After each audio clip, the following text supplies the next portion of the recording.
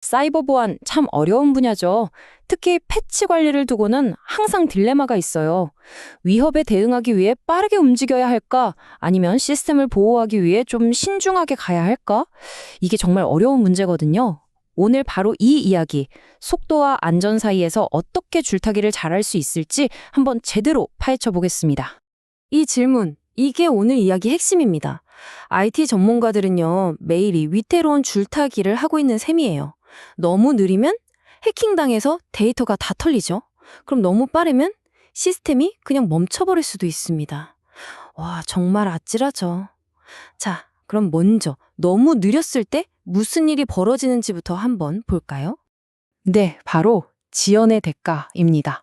느리게 움직이면 그 대가가 얼마나 끔찍한지 실제 사례로 한번 보시죠. 자, 2024년에 있었던 일입니다. 지오 서버라는 소프트웨어에서 정말 심각한 취약점이 하나 터졌어요.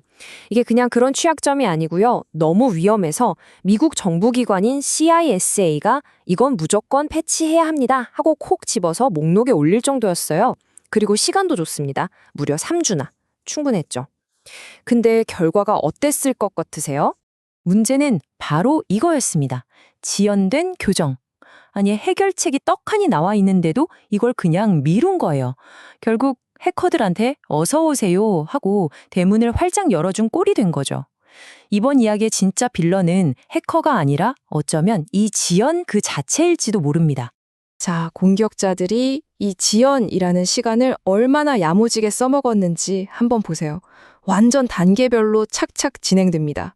1단계, 일단 외부 서버로 쑥 들어와서 장악하고요. 2단계, 거기다가 악성 스크립트를 심습니다. 그리고 3단계, 이걸 발판 삼아서 내부 네트워크를 막 휘젓고 다니는 거죠. 어디에 뭐가 있나 하고요. 그러다가 결국 4단계, 가장 중요한 정보가 있는 SQL 데이터베이스를 딱 찾아내서 탈탈 털어간 겁니다. 이 모든 게 패치를 미루는 그 시간 동안 벌어진 일이라는 게 정말 소름 돋죠. 자, 그럼 여기서 질문 하나 드릴게요. 이 모든 일의 근본적인 원인, 가장 큰 실수가 대체 뭐였을까요? 정답은 생각보다 간단합니다. 뭐 엄청나게 복잡한 기술적인 문제가 아니었어요. 그냥 알려진 위험을 주어진 시간 안에 처리하지 못한 거. 바로 그 지연이 모든 것의 시작이었습니다. 한마디로 속도에서 완전히 실패한 거죠. 자, 지금까지는 느리면 큰일 난다는 걸 봤어요. 그럼 이제 반대로 생각해 볼까요? 오케이, 그럼 무조건 빨리빨리 하면 되겠네. 과연 그럴까요? 안타깝게도 때로는 그 치료제가 오히려 독이 되는 정말 끔찍한 상황이 벌어지기도 합니다.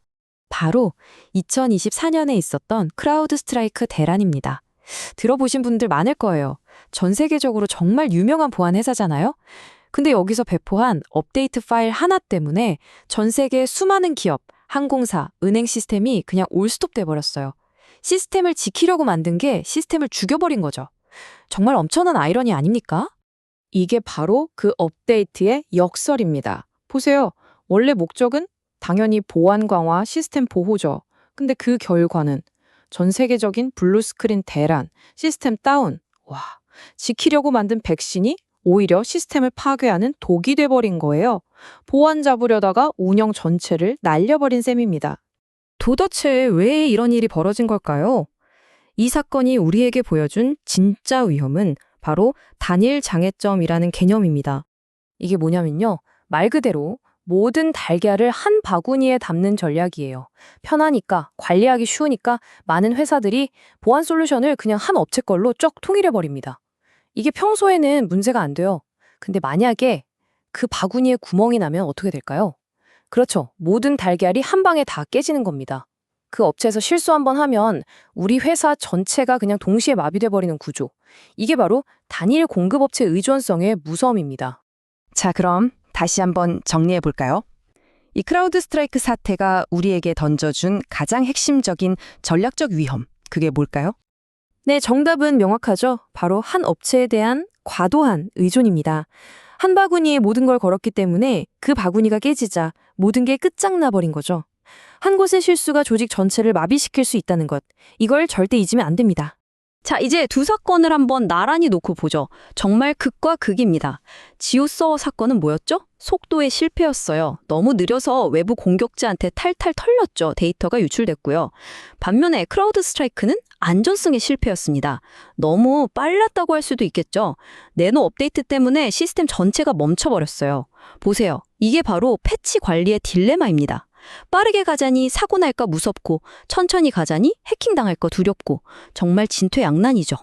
그럼 어쩌라는 걸까요? 이 딜레마. 그냥 손 놓고 있어야 할까요? 아닙니다. 이 두 가지 실패 사례에서 배운 교훈들을 잘 조합하면 훨씬 더 똑똑하고 튼튼한 회복 탄력성 있는 전력을 만들 수 있습니다. 지금부터 그 방법을 한번 알아보겠습니다.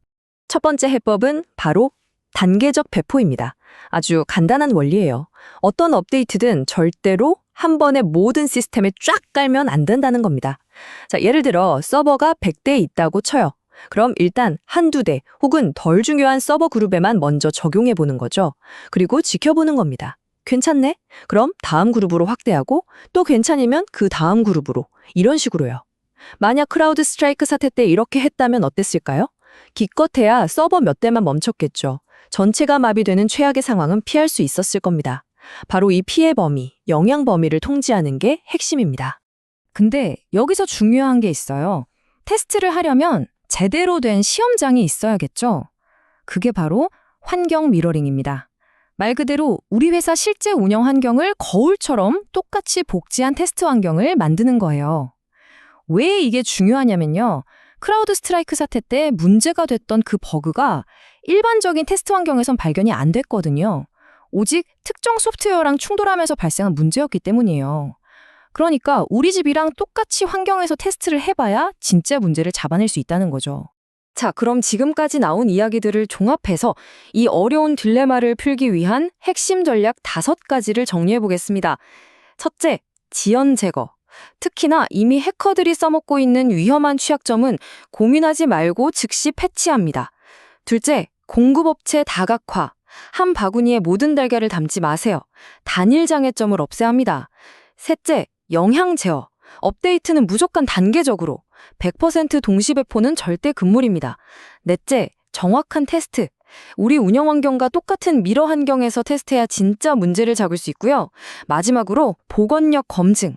이 모든 계획들이 그냥 서류상에만 있는 게 아니라 진짜 위기 상황에서 작동하는지 주기적으로 훈련하고 테스트해야 합니다. 결국 이 모든 건 균형에 대한 이야기입니다.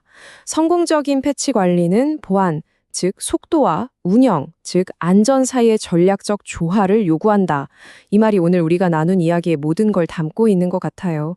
속도냐, 안전이냐, 둘 중 하나를 선택하는 게 아니라 이 둘 사이에서 어떻게 현명하게 조화를 이룰 것인가, 그게 바로 핵심인 거죠. 자, 이제 마지막으로 여러분께 이 질문을 한번 드리고 싶습니다. 지금 여러분 회사의 보안 전략은 지난번은 공격을 막기 위해 만들어졌나요? 아니면 다음번 실패에서 살아남기 위해 설계되었나요? 과거의 적을 막는 것도 물론 중요하지만요. 우리가 예측하지 못한 미래의 실패가 닥쳤을 때도 버텨낼 수 있는 튼튼함, 즉 회복 탄력성을 갖추는 게 어쩌면 더 중요할지도 모릅니다. 우리 조직은 과연 어디에 서 있는지 한번 곰곰이 생각해 보시는 계기가 되었으면 좋겠습니다.